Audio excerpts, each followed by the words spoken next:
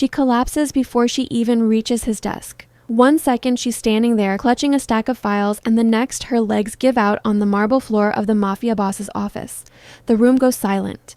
His chair scrapes back fast. Strong hands catch her before her head hits the ground. Her hair falls away from her face, and that's when he sees it.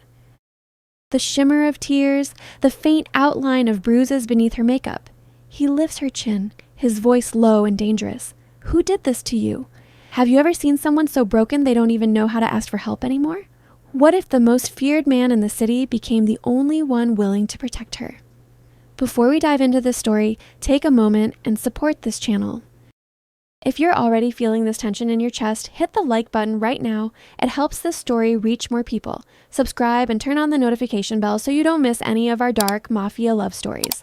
And comment, I want more Mafia love stories if you'd like to see more episodes in this universe. Now, let's go back to where it really started. Her name is Emma.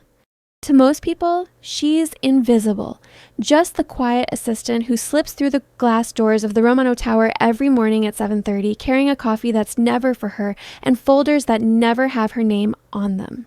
She moves like someone trying not to make noise in a house that isn't safe. The security guards nod. She gives them a polite half smile that never touches her eyes. Her once bright blue eyes now carry shadows that coffee can't fix. Emma works on the top floor in the lion's den of the city's most powerful crime family, the Romano Group, officially a real estate and logistics empire. Unofficially, everyone knows better, and sitting at the center of that empire is him, Luca Romano, the Mafia boss, the man people whisper about in bars and alleys. The name that makes debt collectors nervous and enemies disappear. He's always been a distant storm in Emma's world, seen from far away, powerful, but not for her. She's just an assistant to one of his underbosses, the one who handles ledgers, contracts, numbers, quiet work, unnoticed work. She thought being invisible would keep her safe. She was wrong. At home, there's another man, Marcus. To the outside world, he's just under pressure. A guy with bad luck, someone who gambles too much but loves her deep down. That's what Emma told herself for years. Every time he yelled loud enough for the neighbors to hear. Every time he grabbed her wrist too hard. Every time she showed up to work with a new excuse. I fell in the shower. I tripped getting off the bus. I'm just clumsy, you know? But bruises don't lie. Fear doesn't lie. The way her hands tremble when she hears keys at the door doesn't lie. Marcus owes money, a lot of it. Not to the Romanos, but to their rivals. Men who don't forgive, who don't forget, who use people as leverage. Emma became leverage. First, it was begging her to work overtime. Then it was asking her to copy files she wasn't allowed to touch. Then it was, you're smart, aren't you? Just change a number here, move a comma there, no one will know. She refused, at first. The first time she said no, he apologized with flowers and tears and a promise that it would never happen again. The second time she said no, he put a hole in the wall right beside her head. The third time, she didn't say anything at all. She just nodded. And that's how the spiral began.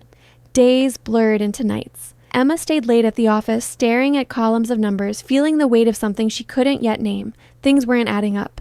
Small discrepancies in the accounts. Wire transfers that hadn't been approved by anyone she recognized. Numbers that looked like they had been cleaned. She tried to play dumb, but she wasn't. Emma noticed everything. She always had. Sometimes, through the glass wall of his corner office, she would see Luca Romano talking with his men, pointing at maps, contracts, faces on screens. His presence filled the room, even when he stood perfectly still. He wasn't just dangerous, he was precise. And the more she noticed how precise he was, the more terrified she became of what would happen when he discovered that someone had used her access to tamper with his empire. Because even if she hadn't done it willingly, her fingerprints were still there. Have you ever been trapped in a situation where every choice feels wrong and every exit is locked? The night before she collapsed, Marcus came home late. He smelled like cheap whiskey and expensive cologne that wasn't hers. His eyes were bloodshot, his hands restless. They're asking questions, he muttered, pacing the living room. About the transfers, about your floor. You need to go in earlier tomorrow. Fix it, cover it up, I don't care how. Emma stood in the kitchen, fingers digging into the edge of the counter. I can't keep changing things, she whispered. They'll notice. These people aren't stupid, Marcus. They're... His palm hit her cheek before she finished the sentence. The slap was sharp, fast, almost practiced. Her head whipped to the side. The world flashed white for a moment. She didn't scream. She had learned long ago that screaming didn't help. He grabbed her face, forcing her to look at him. "You think they'll protect you?" he hissed. "You think Luca Romano cares if you live or die? If they find anything, you know who they'll blame? Not me. You. You're the one touching their accounts. You're the one with access. You think the Mafia does internal investigations?" She swallowed hard, tears burning behind her eyes. "Please," she whispered, "don't make me do this." "Then don't make them ask questions," he said, shoving her backward. "Tomorrow, you fix it, or you're not the only one who pays." That night, Emma barely slept. Every time she closed her eyes, she saw numbers turning into nooses. Every bruise felt like a confession written on her skin. By morning, her body ached, her stomach churned, and her head throbbed. Still, she went to work. Some habits are stronger than fear. She barely remembers the elevator ride to the top floor. Her vision kept swimming in and out of focus. The hum of the elevator felt too loud, her heart beat too fast. The bruise looming across her ribs made every breath a small war. She walked through the glass doors with her usual quiet step, clutching the files Marcus had shoved at her. "Take them upstairs," he'd said. "To whoever signs the big stuff, the boss, tell them it's urgent." She never went directly into Luca's office. Ever. She'd only seen that room from the outside, a distant world with heavy doors and heavier secrets. But today, there was no avoiding it. Her hand shook when she knocked. A deep voice from inside said, "Come in."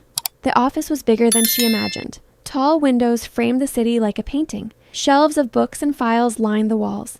A large desk stood near the center, and behind it, looking up from a set of documents, was Luca Romano. His eyes met hers, dark, sharp, unreadable. For a moment, Emma forgot how to breathe. "Yes?" he asked, his tone calm but firm. I have some urgent files, sir," she said, her voice barely more than a whisper. "Bring them here." She took a step forward, then another. The room tilted, the edges of her vision blurred, her chest tightened. "Don't fall, don't fall, don't..." The world went black. She doesn't remember collapsing, but she remembers the feeling when she woke up. Warmth. Not the rough, drunken warmth of Marcus's grip. Something steadier, safer. She opened her eyes slowly, blinking against the light. Her head rested against something firm. His arm. One of his men stood by the door, tense, unsure if he should move. "She's waking up," someone murmured. Emma tried to sit up, but a stab of pain shot through her ribs and she winced, sucking in a breath. That's when his hand moved. He steadied her with surprising gentleness, fingers resting near her shoulder, not squeezing, not forcing. Just there. "Easy," Luca said quietly. "You hit the floor hard." Her eyes darted to his face. There was no mockery there, no annoyance, just a slow, controlled anger that had nothing to do with her, and everything to do with what he saw next. Her sleeve had slipped back when she fell. The fabric had ridden up just enough to reveal the fading yellow of an old bruise blended with the deep purple of a new one, finger-shaped. Luca's gaze locked on it. His jaw tightened. The room, already quiet, seemed to hold its breath. He reached out, not to touch the bruise, but to gently lower her chin so she'd look at him. Her eyes glistened with tears she hadn't meant to show. "Emma," he said, his voice low, almost dangerous in its calm, "who did this to you? Have you ever had someone look at your pain and not turn away? Not dismiss it, not excuse it, but get angry on your behalf?" I fell," she stammered, the familiar lie coming out by reflex. He didn't buy it, not for a second. "You work with numbers," he replied. "You know patterns when you see them. So do I. That's not a fall." She swallowed, eyes darting toward the door as if Marcus might materialize there at any second. "It's nothing." She tried again. "Really, I'm just clumsy." His eyes narrowed slightly. "Do you think I got where I am by believing what people say instead of what I see?" She stayed silent, fingers twisting in the hem of her blouse. One of his men stepped closer. "Boss, I can call the doctor. And we should probably..." Luca lifted a hand, silencing him without a word. "Do that," he said finally, eyes still on Emma. "And send someone to pull her work logs. I want to know how many days she's come and hurt, how many times she fell. Bye." That word in his mouth sounded like a threat. Not to her, to whoever had made it necessary. Emma's heart pounded harder. "Please," she whispered, "don't make a big deal out of this. I'll be fine. I have work to finish." "You passed out in my office," he said. "That makes it my business." There was steel in his tone, but there was something else too. Something she hadn't expected from a man like him. Concern. Time slid by in fragments. A doctor arrived, someone clearly used to being discreet. He checked her pulse, her ribs, the bruise on her face she'd tried to cover with makeup. Emma stared at the ceiling, wishing it would open up and swallow her whole. She's exhausted, the doctor said. Dehydrated, hasn't been eating. These bruises are in various stages of healing. Some of them are not from accidents. The silence after that sentence felt louder than gunfire. Luca's voice broke it. Leave us, he ordered. The doctor nodded and left with a guard, closing the door behind him. The office felt suddenly too big, too intimate. Emma tried to stand. I should go back to my desk. I'm sorry for causing trouble. It won't happen again. Her legs buckled. He was there before she fell a second time, strong arms around her, steady and unyielding. He guided her to the leather couch near the window, lowering her carefully as if she were made of glass. You're not going back to your desk, he said. Not today. I can't just disappear, she whispered. They'll notice. Who? His eyes pinned her in place. Who will notice, Emma? Her throat tightened. The answer tasted like poison. My fiancé, she finally said, the word catching on the way out. He gets angry when I'm late, when I don't do what he asks. And what does he ask you to do? Luca's voice was soft, too soft. She looked down at her hands, at the faint marks around her fingers where someone had gripped too hard. Things that could get me killed, she whispered. If you're still watching this story and your heart is beating a little faster right now, take a second for a quick pause.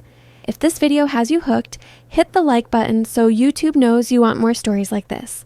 Subscribe and turn on the bell if intense mafia romance and emotional redemption stories are your thing. And tell me in the comments, what would you do in Emma's place? Run? Confess? Trust the devil everyone fears? Now, let's see what Luca does with the truth he's starting to uncover. Luca watched her carefully. He'd seen fear before. He'd caused it. But this wasn't fear of him. This was the flinch of someone who has lived too long in someone else's shadow. What has he involved you in? Luca asked. She hesitated, torn between survival and exhaustion. A part of her still believed Marcus when he said, they'll kill you if you talk. But another part was so tired of being afraid that silence felt heavier than the truth. He owes money, Emma said finally. A lot, to people who hate you. They told him he had a way out if he could get information, numbers, transfers. Anything from this floor. He started using me. How? Luca's tone remained even. By my login, my access, she admitted. He'd wait for me to bring work home, or he'd take photos of screens when I wasn't looking. Then, he started forcing me to change small things. Adjustments in the system, just enough to hide payments, shift amounts. I tried to reverse some of it when I could. I thought I could fix it without anyone noticing. Tears spilled over now, crossing the faint yellow bruises on her cheek. I didn't want to betray you, she whispered. I didn't know what else to do. If I refused, She didn't finish the sentence. Her fingers went unconsciously to her ribs. Luca's eyes darkened, a storm gathering behind them. Marcus, he repeated slowly, tasting the name like something bitter. What's his last name? She hesitated. Hayes, she said at last. Marcus Hayes. He filed it away. A name, a debt, a problem to be solved. Does he know you fainted today? Luca asked. No, she said. He just told me to bring the files and come back with answers. Then he'll be expecting you, Luca replied. Good. The chill in that one word made her shiver. What are you going to do? She asked. He looked at her, and for a moment she saw not the mafia boss the city feared, but the man beneath. A man who had seen too much betrayal to let this slide. A man who had his own scars, different from hers, but just as deep.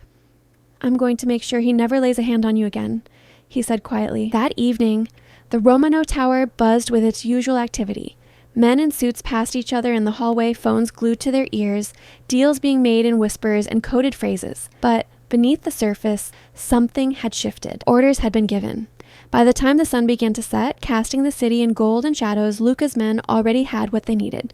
Marcus Hayes, age, address, known associates, gambling habits, debts, connections to a rival organization that had been bleeding Romano operations dry in small calculated cuts. Boss, one of his top men, Dante, said, placing a folder on the desk. He's been feeding them data routed through her. Smart enough to never use his own footprint, coward enough to use hers. Luca flipped through the pages, each one another nail in Marcus's coffin. Does he know we're onto him? Luca asked. No, Dante replied. As far as he's concerned, she's at work trying to fix things. Good, Luca said again. Keep it that way. Prepare the car.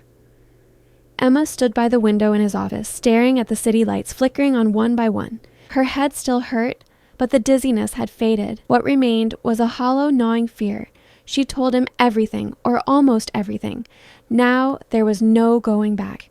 When Luca returned, she straightened instinctively, as if bracing for impact. Come, he said simply. Her stomach twisted. Where? We're going to pay Marcus a visit. Her blood ran cold. No, she whispered. You can't. If he sees you with me, he won't do anything. Luca cut in, his voice leaving no room for argument. Not after tonight. You said he's expecting answers. You'll give him some. I'll listen. The idea of going back to that apartment made Emma's whole body tense, but the idea of going alone was worse. The idea of living like this forever was worse. Will you hurt him? She asked, voice small. Luca's gaze hardened. If he's lucky, I'll only scare him. She believed him. And for the first time, the thought of Marcus being afraid didn't make her feel guilty. It made her feel free. The car ride felt surreal. Emma sat in the back seat, Luca beside her, Dante in the front. The city blurred by in streaks of neon and shadow. What if he doesn't talk? Emma asked quietly. He will, Luca replied. And if he lies? Luca's lips curved in a cold, humorless smile. Then he'll learn what happens to people who lie to me. She looked down at her hands. Why are you doing this? She asked after a moment. I'm nobody, just an assistant who made the wrong choices. You're not nobody, he said. You're someone who was put in an impossible position and still tried to fix the damage. You could have run. You could have switched sides. You didn't. He paused, then added more quietly. And I don't like men who hurt women, especially when they think they can use them against me. Something in his tone made her chest tighten, not with fear, with something dangerously close to trust. Have you ever suddenly felt safer with the villain of the story than with the person who claimed to love you? When they reached the apartment, Luca didn't send his men in first. He went with her. Marcus opened the door with a scowl already forming on his face. You're late, he snapped, not even looking past her shoulder at first. Did you fix? His words died in his throat when he saw who stood behind her. Luca Romano, in his doorway, in his space. Marcus's bravado crumbled in an instant. Mr. Romano, he stammered. I didn't know. That much is obvious, Luca said, stepping inside without waiting for an invitation. Dante followed, closing the door quietly behind them. Marcus looked at Emma, eyes wide, full of a panic she'd seen before, but this time it wasn't aimed at her. What did you tell him? Marcus hissed through his teeth. Everything, she said. The word landed like a gunshot. Luca moved slowly, like a predator sure of the outcome. You thought you could steal from me, he said, voice calm. Hide behind her access, behind her fear. You used her as a shield. Marcus's gaze flicked between them, searching for an escape that didn't exist. It wasn't like that, he insisted, desperation creeping into his tone. She was helping me. She agreed. Luca's hand shot out, grabbing Marcus by the collar and slamming him against the wall. The movement was fast, efficient, controlled. Emma flinched, but not at Luca's violence. She flinched at the memory of how many times Marcus had done the same thing to her. Careful, Luca said softly, his face inches from Marcus's. You're about 2 lies away from never speaking again. Choose your next words like they're your last. Marcus swallowed hard, breath coming in short gasps. I swear, he choked out. They forced me. I owed money. They said if I didn't give them something, they'd come after me. After her, I just did what I had to do. Funny, Luca said, tightening his grip just enough to make him struggle for air. That's exactly what she said. Only difference is, she didn't throw you under the bus to save herself. He released Marcus suddenly. The man stumbled, clutching at his throat. You're done, Luca said. You'll repay what you can. You'll tell me every name, every contact, every detail about who you've been working with, and then you'll disappear from her life. Marcus glared at Emma, spite flickering in his eyes even now. You think he's saving you? He spat. You think he's your hero? He'll use you until you're empty, just like everyone else. Something in Emma snapped. For the first time in years, she didn't shrink away from his words. She stepped closer, her voice steady. No, she said. The difference is, he doesn't pretend to love me while he's breaking me. Marcus laughed bitterly. You think you're special to him? You're just another... He didn't finish. Luca didn't hit him. He didn't need to. He just stepped between them, his presence alone enough to silence Marcus. "Look at me," Luca said to Marcus, his voice low. "You're alive right now because of her, because she still believes some people deserve second chances. Don't test how far that mercy goes." He turned to Dante. "Get everything we need from him," he ordered, "and make sure he understands the consequences if he ever comes near her again." Dante nodded, his expression cold. "Gladly, boss." Luca looked back at Emma. "Let's go," he said. She hesitated, glancing once more at the apartment that had been both her home and her prison. Then she stepped past Marcus without another word. The ride back to the city felt different. Emma sat by the window again, but this time she wasn't staring at the lights in numb silence. She was breathing, really breathing. Each inhale felt like something new. "Do you think he'll listen?" she asked quietly.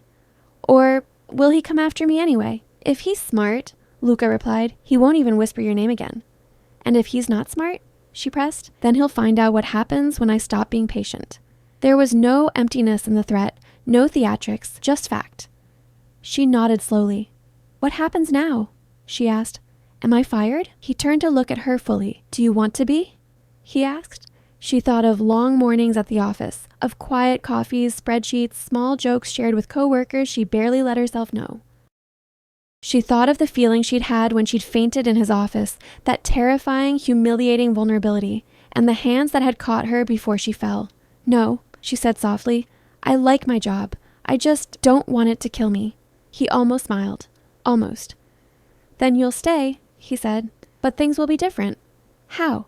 she asked. "You'll report directly to me," he replied. "No more middlemen. No one uses your login but you. We clean up the mess he made, and you help me find every hole they tried to dig under my feet." "That's not a promotion," she said, a faint, incredulous laugh escaping her. "That's a death sentence." "For them," he corrected, "not for you." She looked down, then back at him. "Why are you trusting me?" she asked. "After everything I just confessed?" "Because you fainted in my office," he said, "and still tried to apologize instead of ask for help. Because you tried to undo the damage even while you were scared. Because I know guilt when I see it, and I know loyalty when I see it." He paused, his gaze softening just a fraction. "And because," he added quietly, "no one should have to carry bruises alone." Her eyes burned again, but this time the tears felt different. Less like defeat, more like release. Later that night, she stood on the balcony of the Romano Tower, the city stretched out below like a sea of stars. The air was cooler up here, cleaner somehow. Luca stepped out beside her, hands in his pockets. "You should rest," he said. "Take tomorrow off." "If I stay home, I'll think too much," she replied. "I'd rather work." He nodded as if he'd expected that answer. They stood in silence for a moment, listening to the hum of traffic far below. "Do you ever regret it?" she asked suddenly. "Regret what?" he replied. "The life you chose, the power, the fear." He was quiet for a long time. "Every man has ghosts," he said at last. "Some haunt the decisions he made, others haunt the decisions he never had a chance to make." She looked at him, really looked at him. The hard lines of his jaw, the tired set of his shoulders that didn't show when he was in full command. "What haunts you?" she asked softly. He met her gaze, and for a moment the mask slipped, just a little. "People I couldn't protect when I should have," he said. Her chest tightened. "Is that why you're helping me?" she asked. "To make up for them?" "Maybe," he admitted. "Or maybe I'm just tired of watching men like Marcus think they can break someone like you without consequences." She exhaled slowly. "Someone like me?" she repeated. "I'm not special. I'm just good with numbers." "You're still standing," he said. "After everything, that makes you more special than you think. Have you ever realized you've spent your whole life shrinking and then suddenly someone refuses to let you stay small? If this story has reached some part of you, if you've ever felt trapped, afraid, or underestimated, listen carefully to this last part. If you haven't yet, like this video right now. It tells us you want more dark, emotional mafia love stories like Emma and Luca's. Subscribe to the channel and turn on the notification bell because we're bringing you new intense cinematic stories regularly and you don't want to miss the next one. In the comments, write, "I believe in second chances," if you think even the most broken hearts can heal in unexpected places. And when this video ends, don't go just yet. Go watch our other stories from this Mafia universe where the most dangerous men become the most unexpected protectors. Because sometimes the person the world fears the most is the only one who will look at your bruises, lift your chin, and ask with fire in his voice, "Who did this to you?" and then make sure they never